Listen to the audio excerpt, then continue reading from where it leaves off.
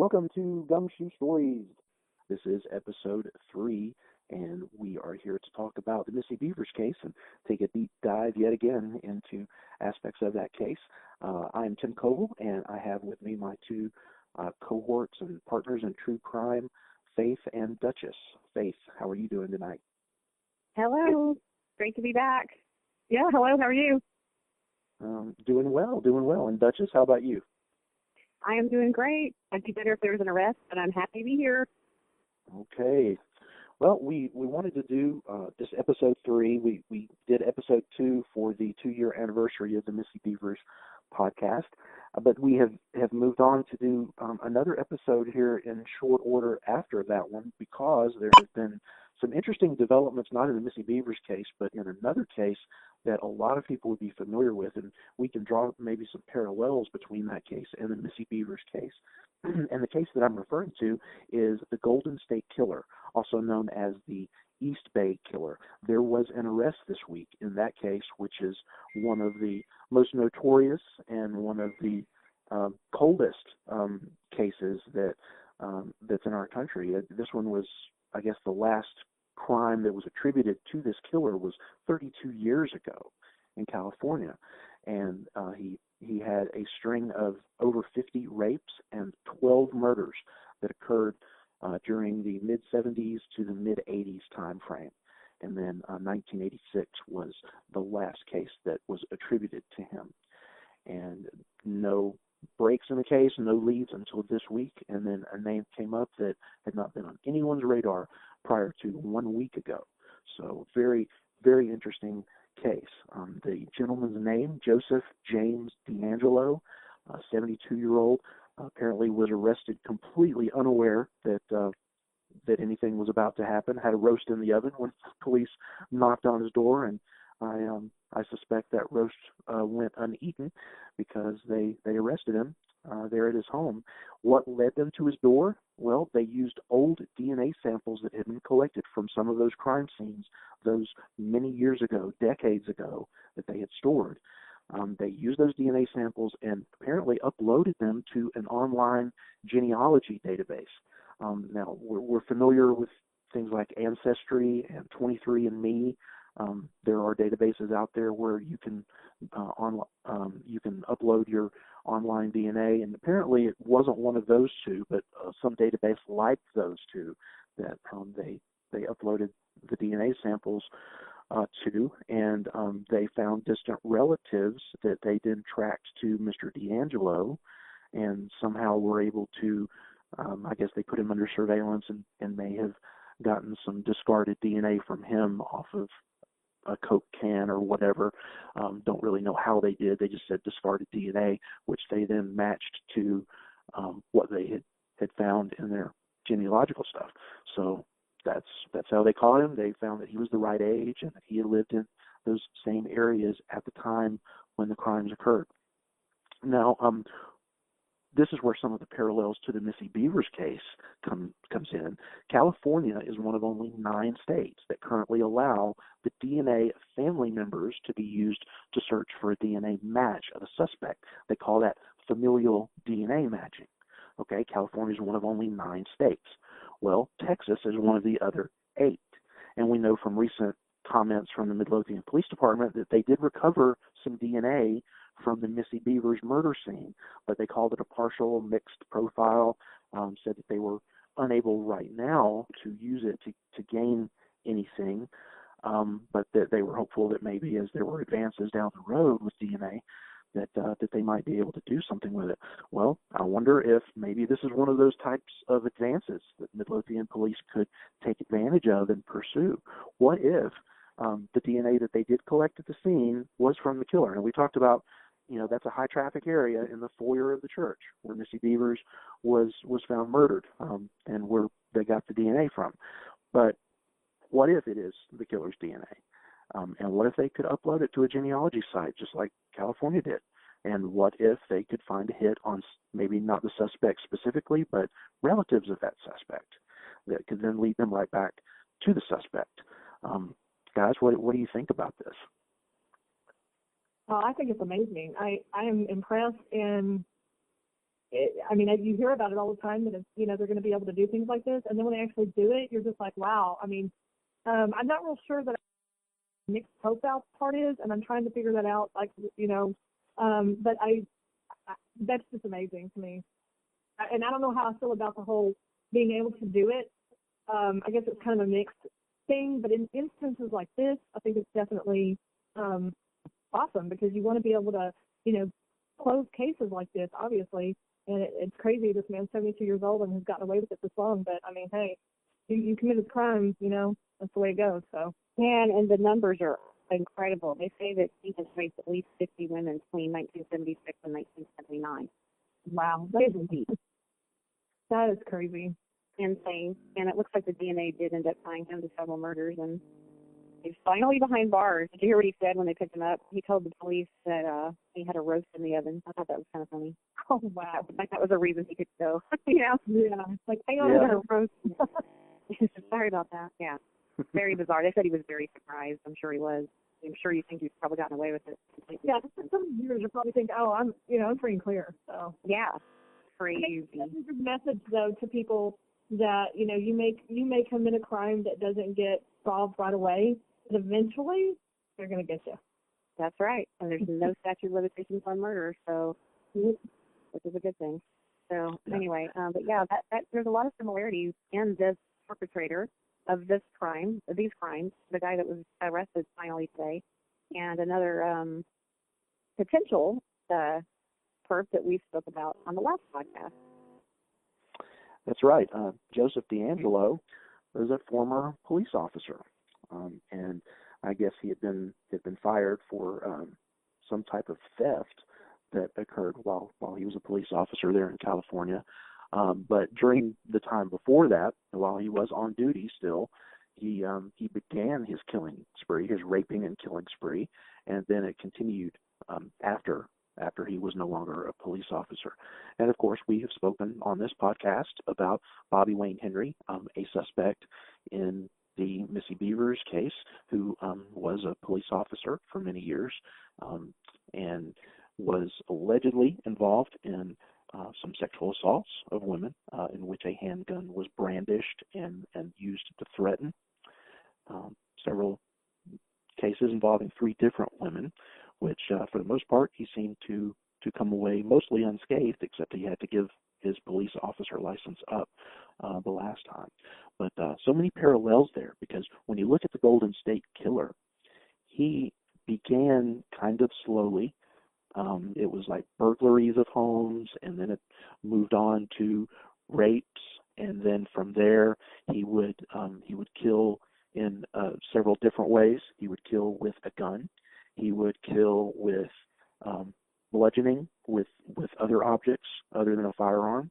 And when you look at the Missy Bevers case, and as we discussed in the most recent podcast, episode 2, that case is considered by the FBI, it's categorized as a murder by handgun.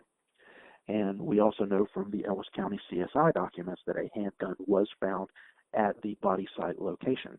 So we know a handgun was found, that it is considered the murder weapon. That doesn't mean that other instruments may have been used possibly afterward. There's conjecture about that, but definitely we have an aspect of a firearm being used, and a firearm was used in the Golden State Killer case. Now, we're certainly not saying that the Golden State Killer is the Missy Bevers killer, but it's just interesting that you've got 2 cops, and they both have a history of sexual assault that then escalates, and certainly in the Golden State Killer's case, that escalates to murder. And in Bobby Wayne Henry's case, it's alleged that there were multiple incidents involving rape and brandishing a weapon. So, your thoughts on that? What I think is really interesting, too, is when I was reading up on some of the details of this case, I wasn't that familiar with this Golden State Killer case, but I was reading up on it today, and it stood out to me that he called his victims, D'Angelo did, prior to the rape, and enjoyed sort of scaring them before he attacked them, which kind of interesting, kind of parallels to things we talked about on our last podcast. It was very interesting timing that this guy would get arrested today, and all these similarities to, someone who may not be a suspect but must have been at one time, or a potential suspect, we'll say. You know what I mean? Just the phone calling and the being an ex-cop, and just sort of, the rapes and all that stuff, and then escalating into murder.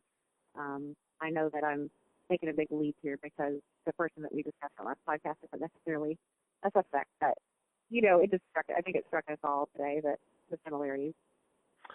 If anything else, I think that it may help us to look toward a profile of this killer, that if it isn't Bobby Wayne Henry, then maybe someone not too far off from Bobby Wayne Henry in terms of personality and work history and that sort of thing. And you actually sent me that article today when my husband and I were having lunch, and we were talking and about this, and he had already read it, and so we were talking about it over lunch, and he said that, it's funny, most murders are, the perpetrator is usually someone who's like, oh my gosh, I was just lost my mind, if I had it to do over again, I wouldn't do it. And then there's the other type of murderer that was messed up on drugs or extremely drunk, and they wouldn't do it again. But then you've got the smaller percentage of murderers who are like this guy, who are methodical, meticulous, and they're just murdering machines. I mean, that's just what they do. And that's just the less common murderer. And it'd be very interesting if Missy Bevers' murderer does end up being that type of a person versus the jealous woman or hired hitman, any of these other things that have been floated since day one, the more popular theories. It'll be interesting if it does end up being one of these sort of career murderers, like a serial killer. And another example, and while you were talking, this popped into my mind just now, and I think you and I had a conversation once about a true crime show that we had both seen that was about a guy who would rape and kill women, or just rape women, and then force them to get into the tub and wash themselves off. You remember the guy I'm talking about? Yes, he was a police officer. He was a police officer too, exactly. Yes, he was. And he enjoyed going over there and frightening them, in his police uniform. He would have on varying parts of his police gear, from what I recall. Not the tactical gear, but just your regular, wear. So yeah, that's interesting. You're exactly right. There's another one. So we're building a common thread here of people who get into law enforcement, maybe not so much because they want to do good, but because it puts them in a position maybe of being able to exert power over people. Mm-hmm. This type of person really likes to be in that position of authority and to be able to intimidate and exert his will over a female subject and satisfy his own fantasies through that. Faith, what do you think about that? Typically, I totally agree with you. And typically, it seems like that's the reason that they select that job. Put them in the position that they want to be in. They already know that about themselves. Like, I'm in control, and this job is going to put me right where I need to be. And one of the things that I find interesting about the story, and I didn't even know a lot about this, so I've been kind of catching up on it while y'all have been talking. And it says here that he worked as a police officer in Exeter, California in the early 70s, and he worked for the Auburn Police Department through the late 70s, and he was fired in 79 because he was charged with stealing a hammer and dog repellent from Citrus Heights drugstore. And I found that so interesting because it's like, I know that police officers don't make a ton of money, but, they make a living, and I'm positive that he probably didn't need to do that. He just did it because he could, It's just another example of the type of people they are. And it says somewhere that he was considered a good father. That was another note that I found interesting. So they all kind of have the same characteristics. A lot of people have good things to say about them, but yet then on the side, they're doing all these things, dressing up and doing all this stalking and, raping women and stuff and stealing. And it's just weird to me. I don't, but it all kind of flows together. They all kind of have the same, MO. So. Mm-hmm. And by the way, the case I was referring to about the serial rapist who would force the women to clean themselves off in the bathtub afterward, his name is Jeffrey Pelo, P-E-L-O. And, I remember talking about that before. Yeah, Bloomington, Illinois was where that happened, in case anyone wants to look up that case. That's interesting. So that's very interesting that that these cases are all kind of intertwined and have common threads between them. So food for thought as we continue seeking justice for Missy Bevers. Now, one of the things that they had said something about DNA, that it was mixed. What was the wording? Mixed partial DNA, whatever that means. Yeah. What does that mean? That's an excellent question. Yeah, I mean, we don't really have anything other than what they said. Does that mean, there's different kinds of DNA, and I'm certainly not an expert on, like touch DNA that comes from your skin cells or whatever, mitochondrial DNA, DNA that comes from your saliva or your blood. We don't know what the substance was that they got this DNA. We don't know if it was on Missy's body or somewhere else. So it's hard to know, but was the amount so small that that's why they call it partial? And was it mixed with someone else's DNA? And is that why they call it a mixed sample? Well, and something else that bothers me about it, I'm getting back to the local media again. I know I brought that up on the last podcast and the one before, but, with this new information that came out in February about DNA, that was huge. That was bombshell-style information. We were all shocked. Remember, because everyone kept saying, gosh, I wish we had some DNA, Well, there was some. And then it was never mentioned again. Where's the local media? They should be asking and hounding the police to elaborate on that. I'm amazed, I'll say it again, at the complete lack of interest the media seems to have in the case. I mean, that they dangled the carrot themselves. I mean, the police mentioned the DNA in that article, and the media just laid back and let it pass on by and never come up again since. So I just find that peculiar. And that's all. That's all that they ever do. And any follow-up articles that we'll see published from them in the coming months will just kind of recap those things that police have handed them piecemeal along the way. Police have said this. Police have said that. Police have said this. And you're right. And everything's just a recap. I don't get excited anymore when I see an article about this case because I even told Faith the other day. I said, it's just going to be even the 2-year anniversary stuff. It's just going to be the same old stuff recap. Yeah. I mean, I'm ready to see something new. I'm ready to see some investigative journalists. I'm ready to see someone, I'd like to see someone question the police. I'd like to see someone go talk to the DA. I'd like to see some people rattle the pages and get some information and get something going on this. And it's not the public interest here. Go ahead, I'm sorry. No, it's okay. I've actually read and seen a few of the crime shows that talk about crimes that weren't solvable, and they just became cold and so forth. And so what they did was they actually went back and started completely over, and they didn't act like they had anything, like they were just starting over. And that's how they actually solved the case, because something was missed or something was looked up. People make mistakes. So I kind of wonder why they haven't touched on that. They have a new investigator that's on the case, and yet we've heard nothing. So it's like, why even say that? It's just basically died down. Yeah. I don't. And that was kind of a weird announcement to make, because just like Annabelle mentioned on Brain Strat, Vaughn actually has been in on investigation. So the thing about him being new eyes is just sort of silly, I make it sound like they brought some heavy-hitting investigator in, that's closed a lot of murder cases from some other jurisdiction. No, it was just a dude that had already been working on the case, but I guess the news is that he's taking over, but he's certainly not a new set of eyes, unless he's just going back over everything from the beginning, like you said. But yeah, that was odd. It's so difficult. Very, very odd. It's so difficult in police work for a really, going back to ground zero and really being able to look at it fresh, unless you bring in someone from the outside. You hear about things like tunnel vision and confirmation bias with regard to investigations. When you start down a path, it's difficult to change your ways. You get embedded in these cases and looking at them from every angle, and you can't just change tracks. It's just like us, with Bobby Wayne Henry. We know so much about that aspect of the case that it takes some real effort to put that aside and go look at someone else. Right. And absolutely. And, then you're also limited as an investigator, I'm sure, as to how far back you can go. You can't recreate the crime scene. It is what it is. And it is only as good as the initial investigation is on that. And, talking to locals that claim to be in the know, like my uncle was a first responder, those kind of people, that claim to have firsthand, knowledge from someone close to them. the consensus among those people is they bungled the crime scene at the very beginning. They bungled the crime scene. I've heard that so many times from people who claim to know people who know, someone. So who knows? I'm not saying that MPD bungled the crime scene. I'm not saying that. I'm just saying that's something you hear a lot.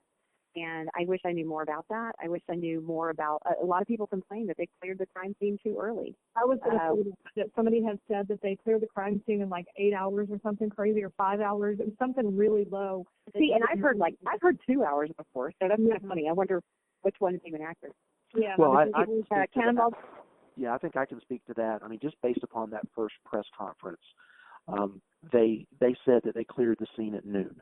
And we know that the first 911 call came in at 5 o'clock in the morning. Mm-hmm. So by the time they arrived, between 5 and 5:30, and then clearing the scene at noon, you're looking at, less than 7 hours for it to be cleared in a town that has never, not never had a murder, but hasn't had a murder in, almost a decade before that.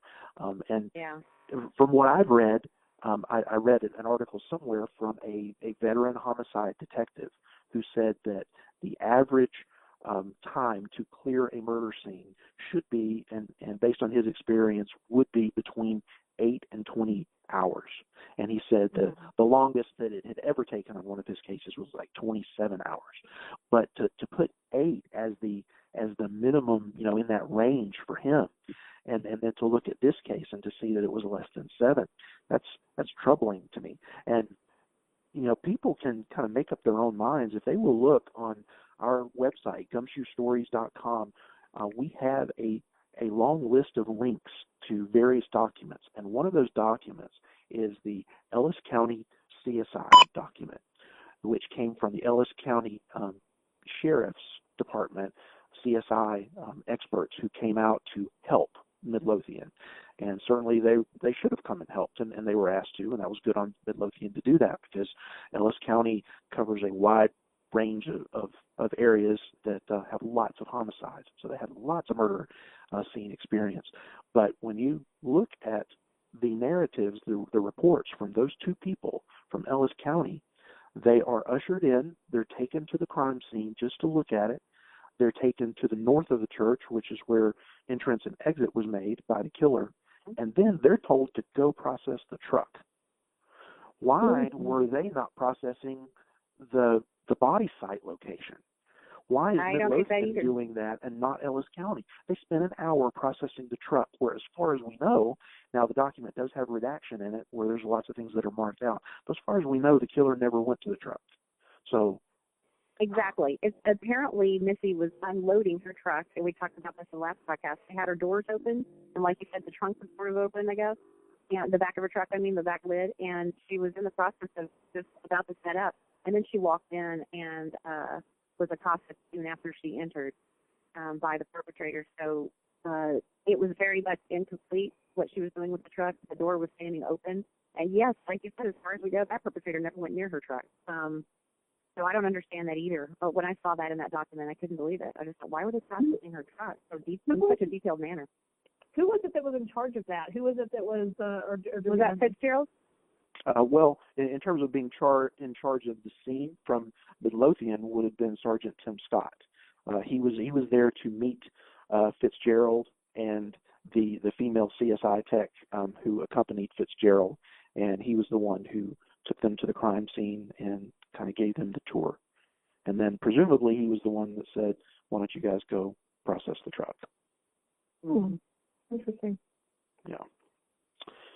So it's just, I don't know. It's a head scratcher, but I encourage people to read that document for yourselves and see what conclusion you draw from it. What I draw from it is that, like you said, it's bungling. And once it's bungled, you can't unbungle it. Yeah, you can't go back and recreate that part of the investigation when you go back and try to do a square one, let's start all over thing. It's just as good as whatever, information they collected at the time, and now it's gone. Something else along these lines, when KJ was on Crime Stories the other morning with Nancy Grace and Alan Duke, he said something that's sort of been bothering me ever since. He said there's 2 reasons why they don't release information or bits of the video, as what I understood he was referring to. Alan Duke was doing a really good job questioning KJ, and he got him to talk more than I've ever heard him talk before. I'm sorry, Kevin Johnson. I'm used to calling him KJ. We all talk. Kevin Johnson from MPD. He said that there are two reasons we don't release things. Number one is for the integrity of the case. Okay, we already knew that, right? He said the other reason is for pace. And they had just been talking about the video, and it made me wonder what he meant by that. What do you guys think he meant by that? He literally just said pace, just like it would be in poor taste, in other words, to release these certain tips. So what do you think that could mean? That makes me think that there's something that Can I tell you what I think it is? I told my husband over lunch, I said, that's been bothering me. I said, maybe the perpetrator, if indeed this narrative that we kind of are thinking that was actually there to sexually assault Missy, not necessarily there to murder her, along those lines, perhaps the perpetrator had maybe exposed himself in some way, and the video's not that. I bounced that off my husband at lunch, and he was like, that's not crazy at all. He goes, wow, I never thought about that. Just the way KJ said it was just peculiar to me. I just thought, what does he mean by it would be, because what he's saying, it would be in poor taste to release it. Now, he could mean something totally different. It could be that maybe as the perp was leaving, I talked in the last podcast about how I wish they would have released the video that Stan talked about on that first press conference of the perpetrator leaving exiting the church. Why won't they show that? And maybe it's because he left a bloody footprint behind or something that would be really upsetting for the family to see, which is understandable, and I would totally respect it if that's why they didn't show it. They made it clear in that first press conference they would not be releasing the video of Missy arriving and walking in the front door. They would not be releasing that out of respect for the family. Yeah, I totally understand that. But I mean, and there's lots of people that I have seen and heard that think that the reason is because possibly the murder is on video. And, I guess that's always a possibility. You hear people say that, no, there's no way. I think I've even heard what the police have said in different occasions on different conferences that they've had, that they've said, no, it wasn't on video. But at the same time, they've also said that they couldn't release, parts of it because of that reason. So it just makes you, wonder. I mean, they say things all the time that isn't necessarily true. So that's true. They do say things that are not true. But I think the important thing with regard to what you just said there, Faith, is that they have said that about the murder not being caught on video in legal documents that were sworn to before a judge. There have been a number of those search warrant probable cause affidavits where they clearly state in there that the murder was not caught on video. So that persuades me that that's the truth. If it was just said at a press conference, then all bets are off. They can say anything to the media that they want. They can say anything to the public that they want and it not be true. But they can't say it to a judge and it not be true. And also, if there's anything misleading or untrue in a search warrant, like what you just described, if that ended up not being true, then potentially all of the evidence that was gleaned from that search warrant would be thrown out, and that would be a disaster.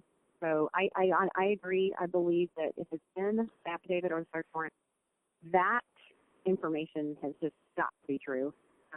So what about the fact that they said that her wounds were, I'm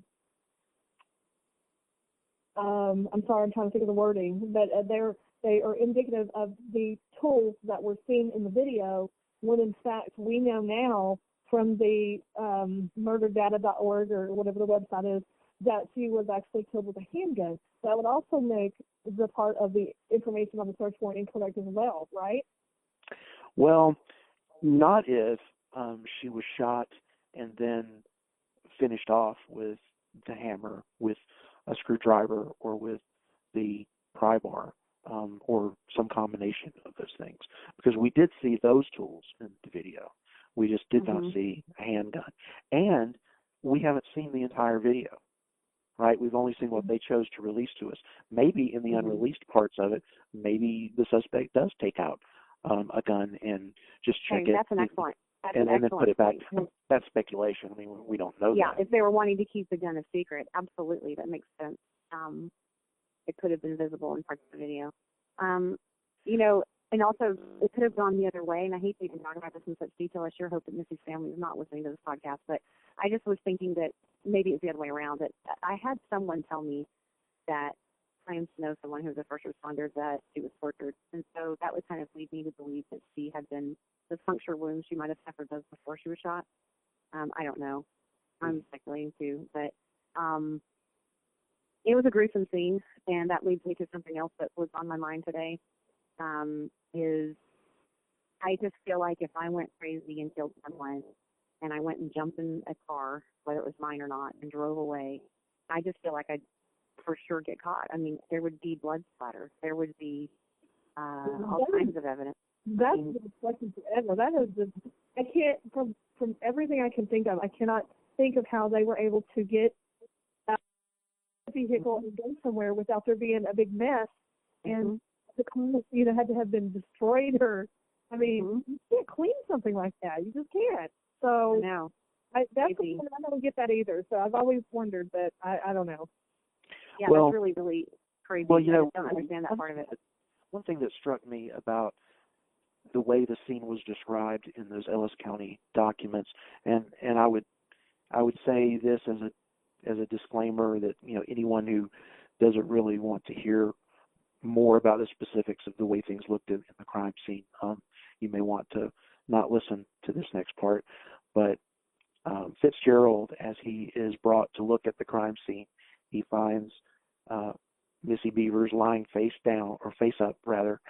She's on her back, and he said he noticed several large pools of blood around her body.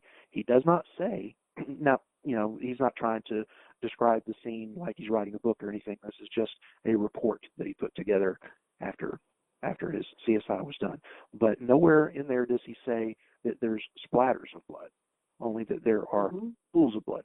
So I don't know. That made me wonder if perhaps she was shot and pretty much the flow of blood, she was either dead or maybe her heart just was not beating hardly at all, very little pulse to create that much of a mess, you know.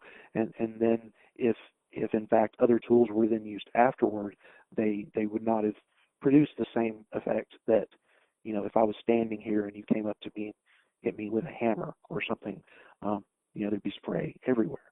But if someone was already dead or nearly dead, then maybe that's not going to happen. So maybe instead of the splatter, there would just be the pooling of the blood as it flowed out. So I know that's graphic, and I apologize to anyone if there's no other way to describe it, though. You know, without getting graphic, unfortunately. Whatever conclusions we can draw from the very little information that we have, and this is information that the media is not talking about.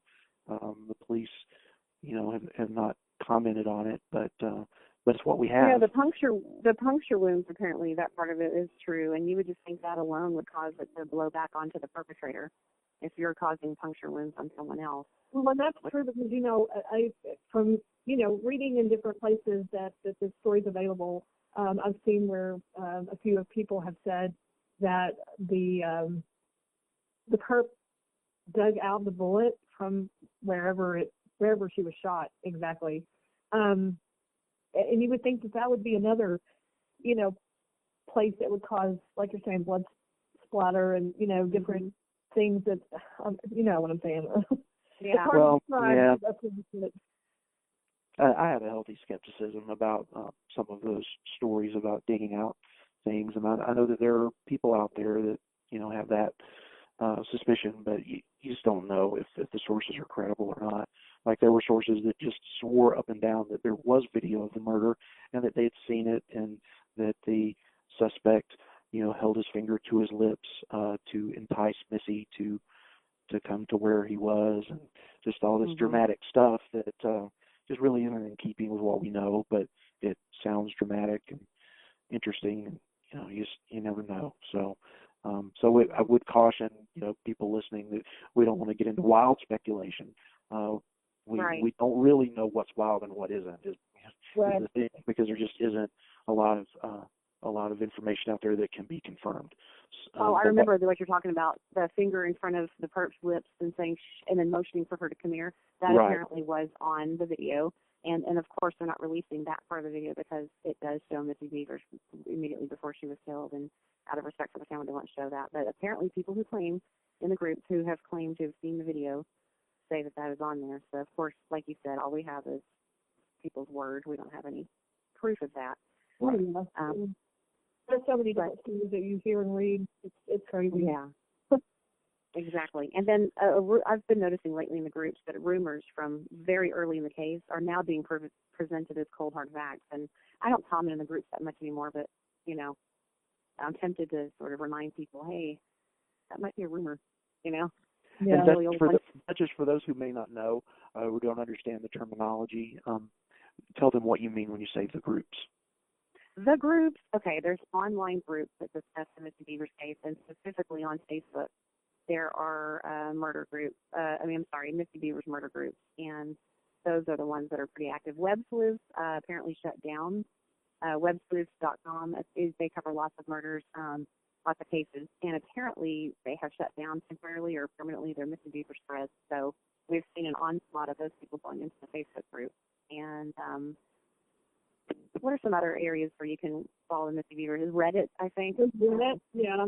Yeah. I don't know how many groups are because, you know, I don't know anything about, you know, any specifics on them, but I just know that people, I guess they just type in Missy Bevers or something, and that's how they find them. And or Midlothian or something, yeah. Yeah, and anytime there's a new article, I did notice on some of the articles, you know, for like CBS or NBC, be people putting, you know, links to the groups, and then a bunch of people would start joining them. So I think that's how they're getting, you know, right, talking about the case and so forth.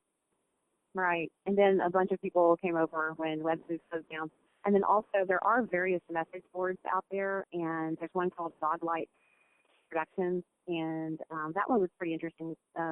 Maybe the first year of the case, it kind of petered out after that. But there were some really good discussions going on all over the internet about this case. But the ones that we were just now referring to are the Facebook groups, and there are lots of them. There's several blogs. True, yes. I don't know where the people are from or, you know, whatever, but a lot of them are, you know, they just kind of, I guess they're just interested in the case and want to make a blog. But anyway, if you type, you know, Missy Bevers blog, you can find those also. I don't know about any of them, how accurate the information is, though, so right, beware on that. Right. Well, another topic we wanted to discuss on this episode is Brandon Bevers. He's been the subject of quite a bit of speculation, as in any unsolved murder. You know, everyone wants to speculate about the spouse. I mean, let's face it, statistically, the spouse is involved in the murder of the other spouse a good portion of the time. So, I mean, we're right to at least look at Brandon closely, and law enforcement is right to do that. And they, you know, by all accounts, did look closely into Brandon Bevers, his alibi, motive, that sort of thing in the early days. Brandon didn't help himself in the public eye by his mannerisms, by the things that he said. It just seemed like he put his foot in his mouth a lot, or he had a strange way of phrasing things.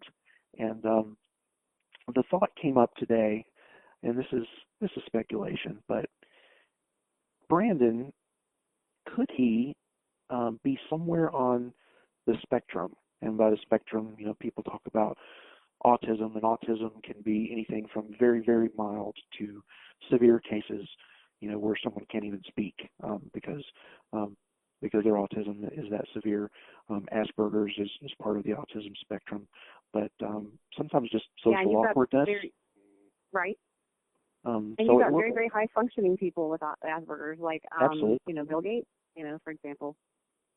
Yes, highly intelligent people, and Brandon strikes me as someone who's intelligent, who's thoughtful, who is analytical, and certainly there are plenty of people who are all those things, and it has nothing to do with autism. But they're just, I don't know, it's hard to put into words, but it's like there's awkwardness there, and an inability to present himself in the right way. And also, I mean, I have to also really, you know, he's not used to being on camera. He's not someone who has probably, like most of us, spent a lot of time on camera. So I think, you know, for when we see families and we see people that are suddenly thrust into the public eye through a tragedy, and we're expecting them to act a certain way, they're also, not only are they dealing with their own personal tragedy, but they're also really uncomfortable with this sudden media attention and walking, like Faith and I were laughing about, like hearing our own voices. Sometimes we don't know what's a podcast, but we finally got around to doing it because we forced ourselves to. But, just imagine seeing yourself on camera and talking. It makes a lot of people really uncomfortable. So I think to judge the way someone acts their first time, more than likely their first time on television, maybe not the best time to judge someone's, are they being emotional enough and all that kind of stuff. They're probably completely freaked out, not only for the obvious reasons, but then also just having cameras stuck in your face for the first time in your life. That's got to be very stressful. And now, whatever were they basing the autism approach on, specifically communication, or? Yeah, just kind of a social awkwardness, and a lot of times people who are autistic are rather unemotional. There's just not a really emotional connectedness. It's almost like an aloofness, a disconnected kind of feeling that you get from someone like that. And I'm just reminded of his first interview where he wanted to make clear that he wasn't into tugging on heartstrings. And if it were me and my spouse had died and it was less than 24 hours later, the last thing I would be doing would be cautioning media not to be emotional in writing their stories. I would be all about being emotional. I would be all about, let me tell you about my wife. I want you all to know what a great person she was, and I want you to get it out there in whatever way you can put it out there. So things like that are just a little bizarre, and they don't make him the killer, certainly. They just make it a little bit bizarre to watch. It really did turn public opinion on him, and also let's not forget the police announcing in the press conferences from the very beginning, implying, or actually they came out and said that they were having marital problems and financial problems, and there was some cheating going on or flirting online or through texting and whatnot, and confiscating Missy's phones and looking at her various potential affairs, and that, really made people made people instantly look at him. The one that I find interesting is that everybody I've seen on all these like I said, the news articles and so forth, and people comment. So many people think his father did it, and I don't know, but I'm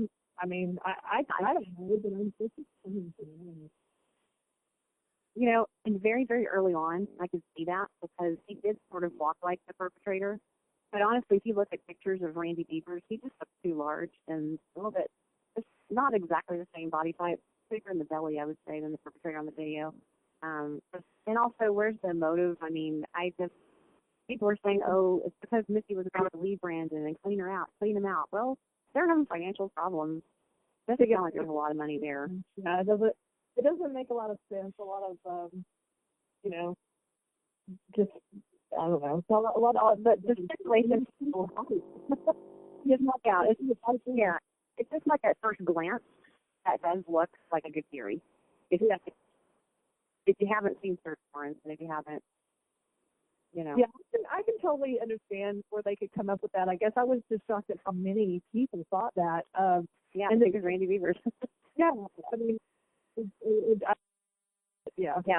is wild how long that's been going on. Because at the initial first watch, I could have totally gotten on board with that, but certainly not after a little while. And then, how crazy was that? I mean, I know that this has been talked about over and over, but shortly after the murder, Randy goes dancing into a Midlothian dry cleaners while he's still in town and turns in a shirt with blood all over it. Of course, the people that worked at the dry cleaners called the police, and then the police tested it, and his story ended up being true. It was canine blood from a dog fight that he had broken up in his kitchen. But that just looked really crazy, didn't it? I mean, that's when the story was first unfolding in the media, and you've got a family member turning up with blood on the shirt. All that was very strange. Big stories on that one. People were actually tuning in, like, oh my gosh, we have something new, but exactly.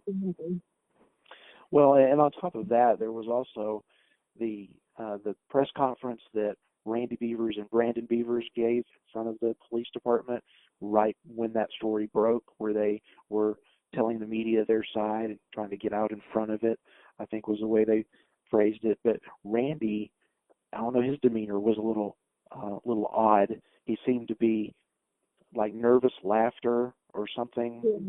That did not come across very well to anyone watching it, in which, you know, you can kind of put in perspective that maybe that's where Brandon gets the awkwardness, because Randy just kind of laughed his way through it like it was a big joke to people, and I don't think that's necessarily what he intended. And to me, it just comes back to them being nervous about being on TV. I mean, imagine you've got this huge family tragedy. You're back in town suddenly to deal with it. You know, you cut your trip short. You're suddenly back in town. You're freaking out over this horrible murder that happened in your own family, and now you're on TV for the first time. I mean, I would be a nervous wreck. Well, and that makes sense.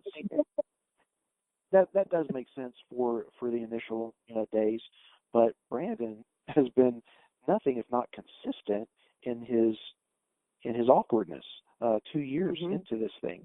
So he's had plenty of time to get used to being in front of cameras and being in the public eye and whatnot. And yet it seems that no matter how many times he's done it before, each time he still says something that people take the wrong way, or that people rightfully take the wrong way because of the way that it comes out of his mouth.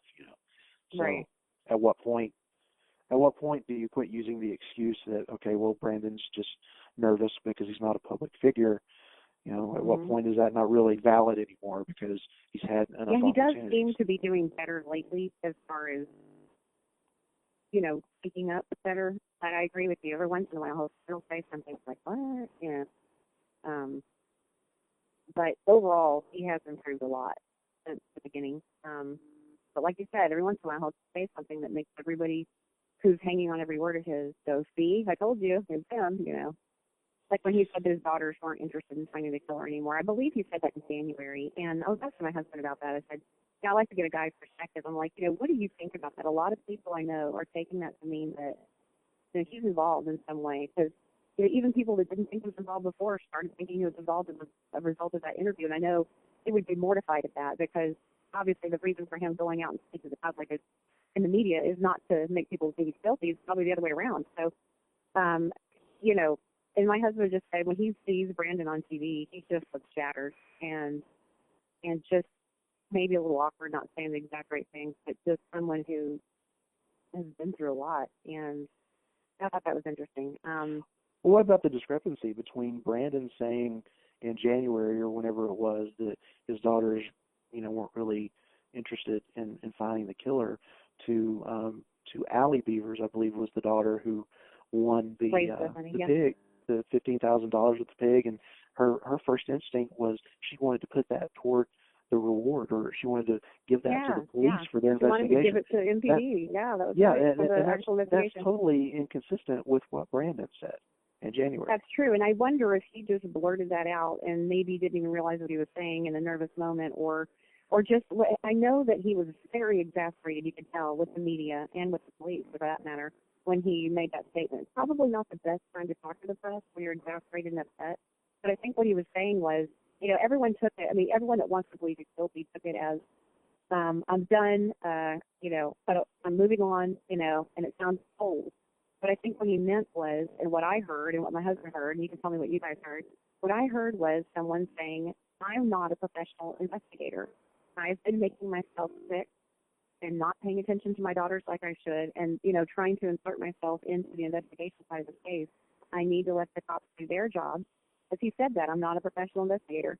And that's true. And I think he was just deciding, I'm going to focus now on my children and on moving forward in a positive direction. And I don't know, honestly, why he said my kids aren't interested in finding the killer. Maybe what he just meant was we've all they probably just had a conversation and said, instead of us trying to focus and figure out who did this, let's let the cops do their job and let's try to focus on things we can control, What do you think? I think that maybe they didn't even, they probably didn't even tell their dad maybe that they, wanted to continue because they really didn't know what they wanted.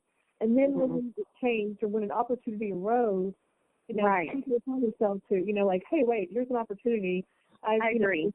Somebody that I wasn't expecting, and I want to do this in honor of my mother, and so that, she can obviously see how much I, love her. Yeah. And Yeah. It was just an awesome gesture, It really was. So maybe, I'm guessing, but that's just kind of my thinking, that, a lot of times girls, especially teenage girls, they don't really talk to their fathers and stuff. You really have to kind of pull information out of them, especially about something as sensitive as that. So he probably thought he was speaking for them. And then when it came right down to it, it's like, well, actually. Exactly. And thoughts and feelings are fluid. Even ours have been throughout the case. Imagine how, if you're that emotionally involved and that close, family member to someone who was killed, I'm sure your feelings and thoughts on the matter change all the time. And they probably just, like you said, just saw an opportunity to raise money and thought, what, I can't believe I haven't taught my mom story yet. I'll give them the money. They must need it. Yeah. Well, the one thing I did find interesting, though, is that it was said, and correct me if I'm wrong, it was said that she was going to give the money to them, and it was approached, to the police department, and they said, we don't need it. We've got this. We're going to continue the investigation. It's not going to stop. We've got this covered.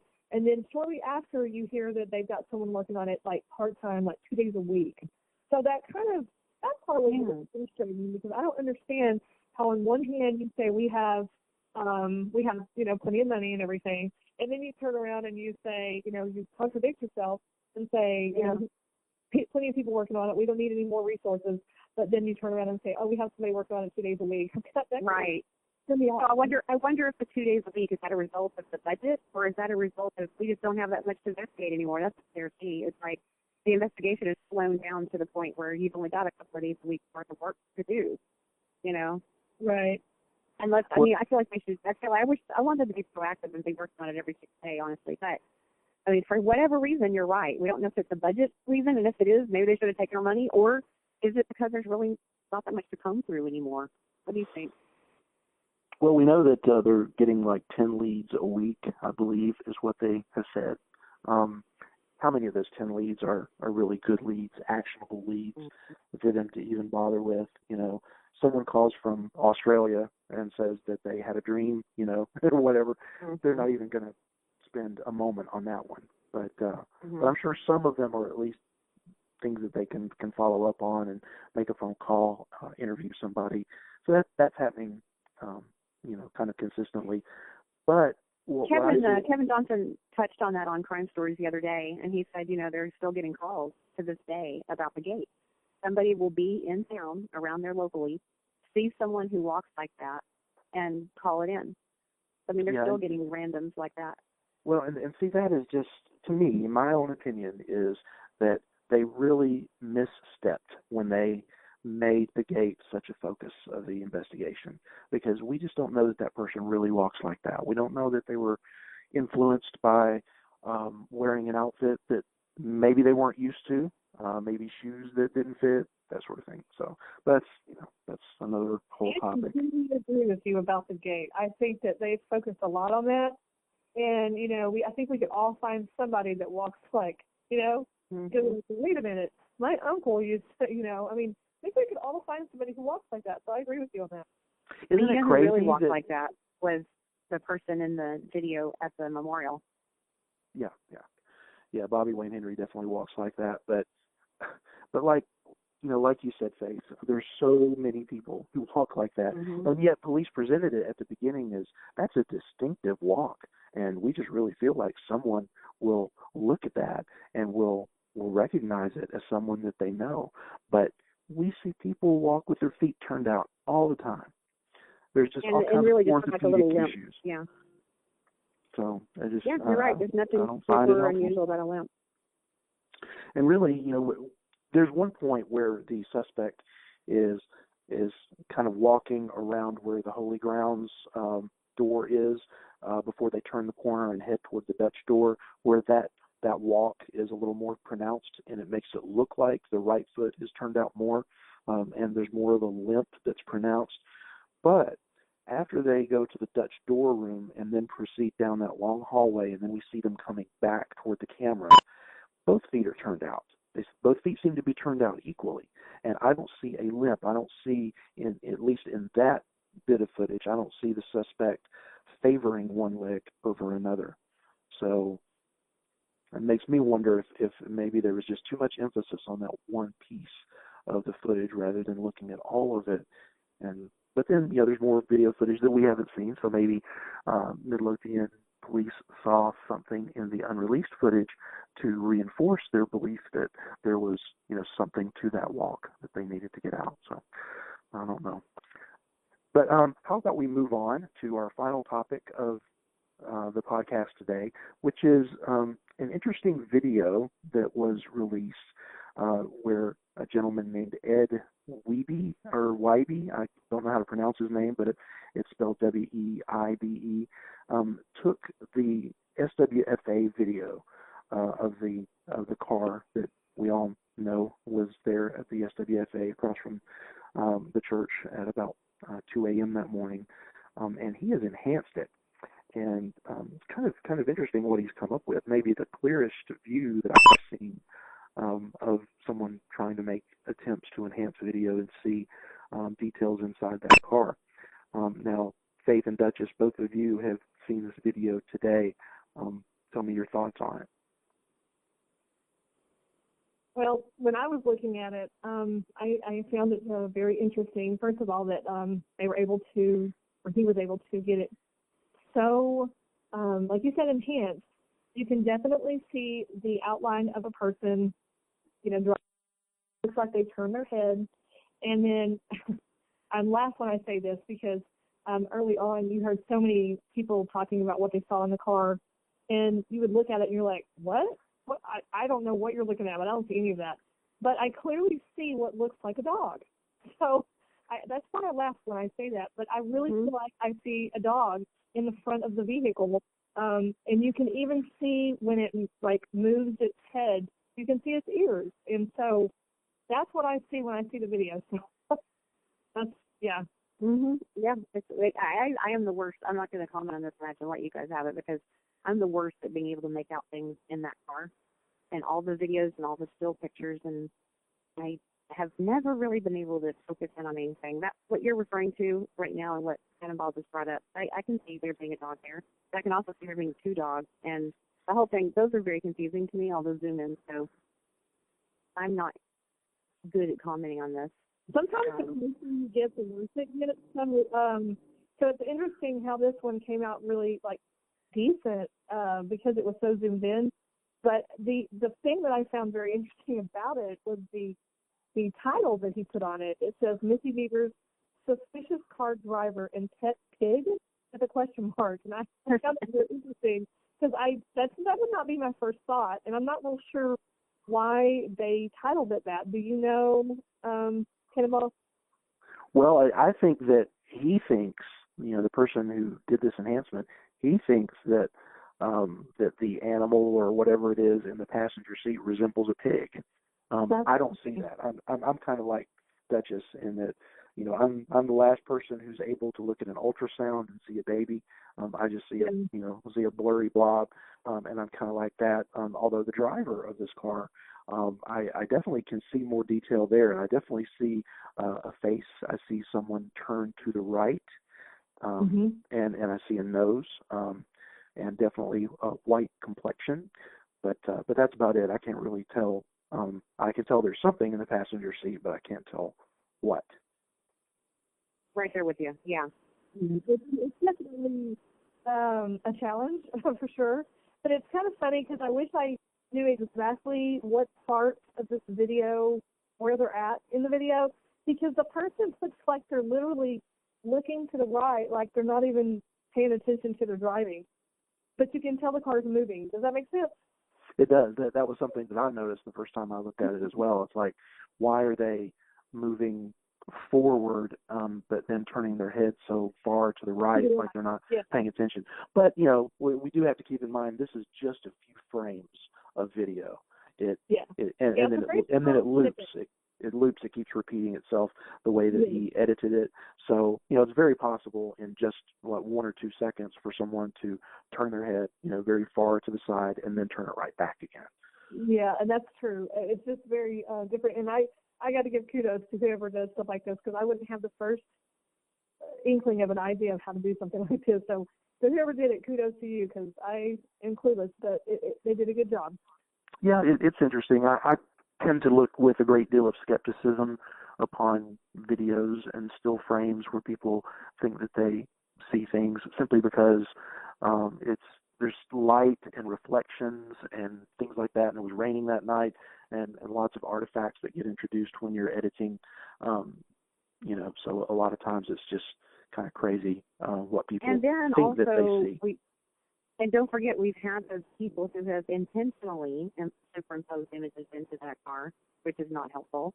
No, so we've had no, a couple of characters in social media doing that kind of stuff. So it's things that happened in this situation, but we do remember in the very beginning, whenever they put they started the whole thing out with the back of the car.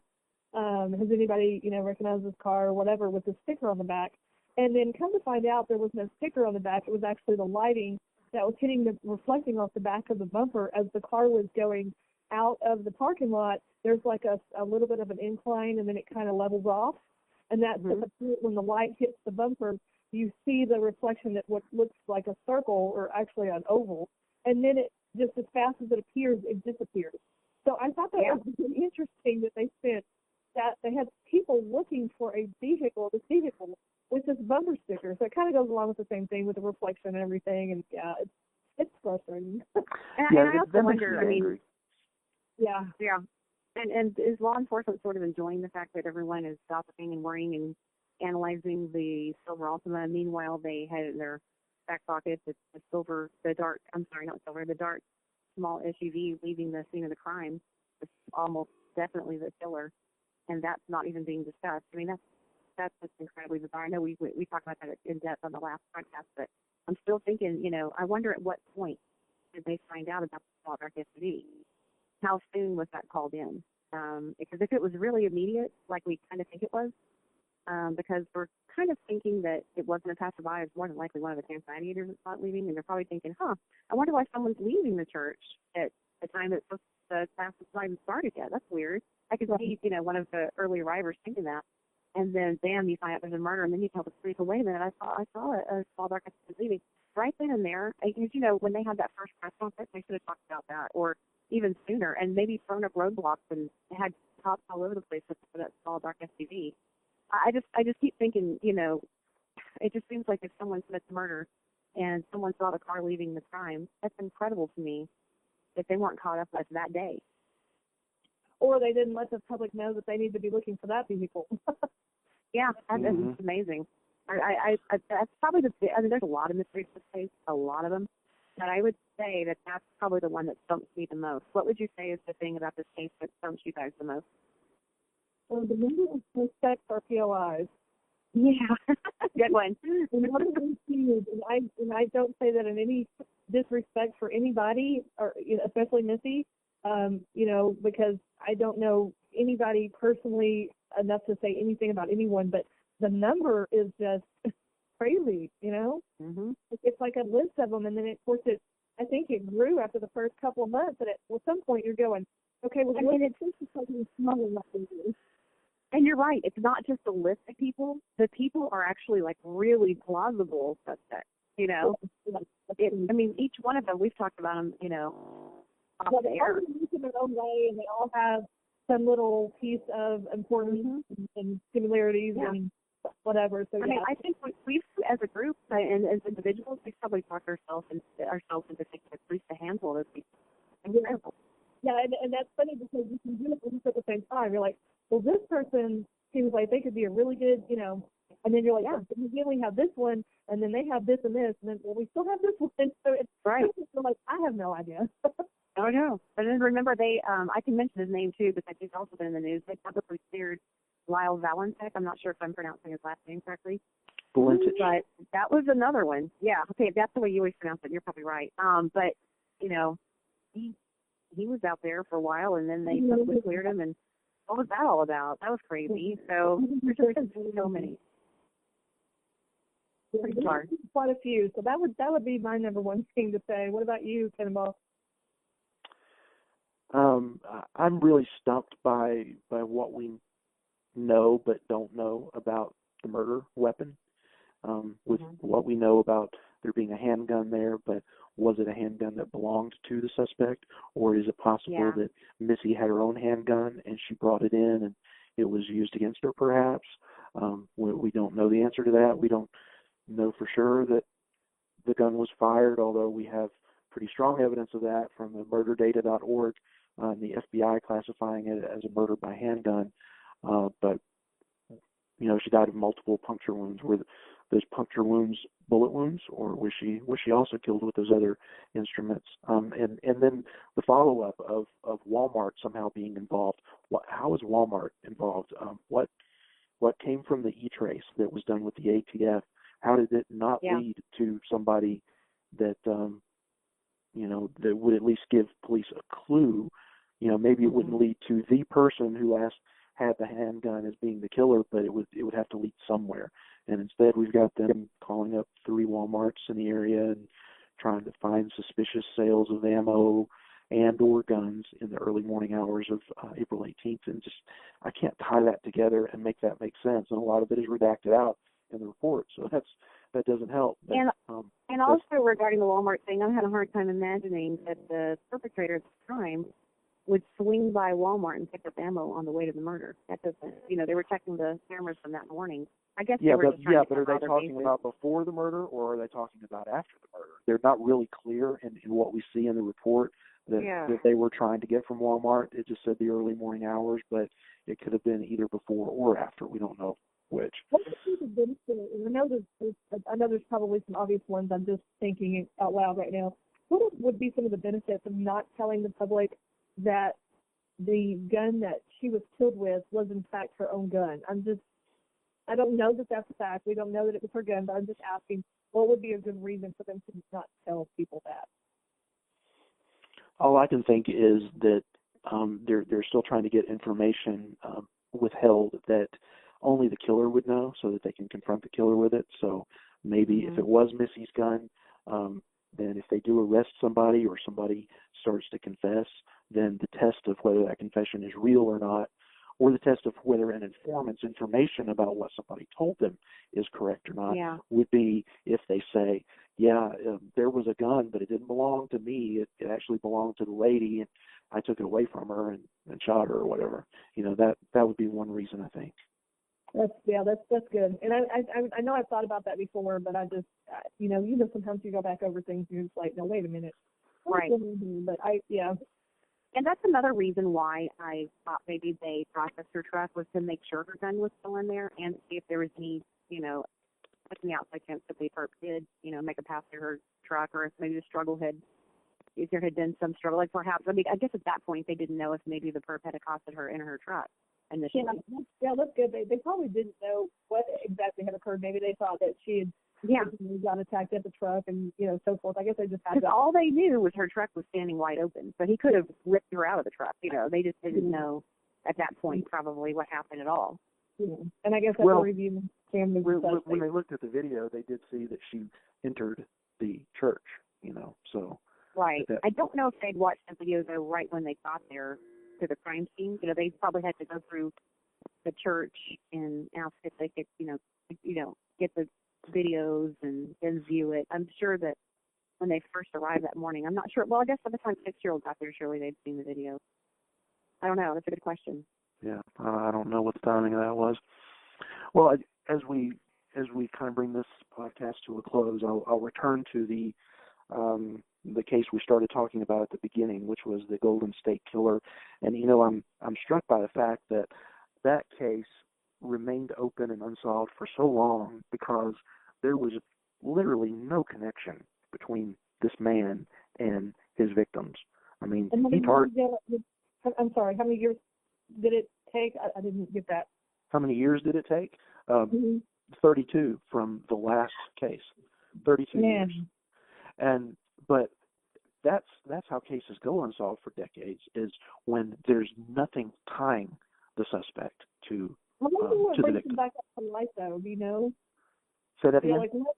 What brings it back up to light? In other words, I know police officers aren't just sitting there going, well, I don't have anything to do. Let me go check out an old case so I can figure it out. What brings it back up to light? I just wonder. Sometimes I've heard of cases where a team will go and they'll decide to tackle some cold cases. Maybe a new district attorney comes in, and I don't know if that's the case here.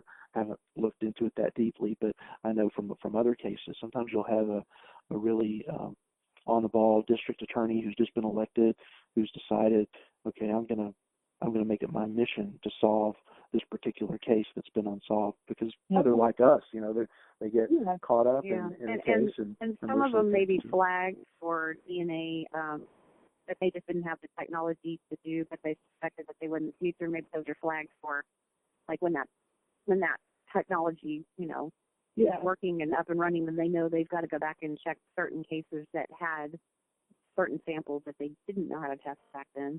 And that's so then they go back and run the test. I mean, I've heard stuff like that, on true crime shows or whatever, that they'll circle back to those as soon as they get the technology, and they'll remember and have them flagged. Yeah. But well, I certainly hope that the Missy Bevers murder case will not go 32 years without being solved. If it does stretch into months and years from now, then we'll have to look at the possibility that maybe there is no connection between this individual and Missy Bevers, that it could have just been totally random. I think it was someone she knew, but I think that the person really understands and knows how to hide evidence and is clever, and also a little bit of luck plays into it. Yeah. That's just sort of my feeling, my gut. There are some people out there that do not tell a soul when they do something this heinous. There are other people who just got to tell somebody, and those are the people who get caught quickly because they tell their girlfriend or their boyfriend or their best friend, and then the reward gets high enough, and then the person that they told decides to cash in on the reward, and that's how they get caught. And but then you have, like, the BTK killer, the Zodiac killer. Apparently, this guy, the Golden State Killer, who never tell a soul. And so if they're the only ones who know what they did, and they were not tied to that victim in any way that police can find, then it's just going to sit there until DNA or something comes up that allows police to find it in a way that's a little bit different from their normal investigative procedures. So we'll see what happens in this case. You guys got any final thoughts? No, I just want to keep taking it and doing the best and, getting this thing solved as soon as possible. Yeah. I too, I'm like you. I think it was probably a sociopath, psychopath that acted alone, and that's why it's taking so long to solve it. And they also did a really good job of covering their tracks and literally covering themselves up on camera. So, crazy case. Yep. Okay, well, we'll close this out for now for this episode of Gumshoe Stories. I want to thank you guys, Faith and Duchess, for being with me, and thank you, listeners, for joining in with us. Yeah, and we will get a link to that video that we discussed, the Ed Wybe video of the Altima. We'll get a link posted to our website so that other people can go take a look at that. Please feel free to go and comment in the comments section of our YouTube channel and let us know what you think, or if you have any questions, anything that comes up that maybe we could help answer. Put it in the comments, and we'll try to.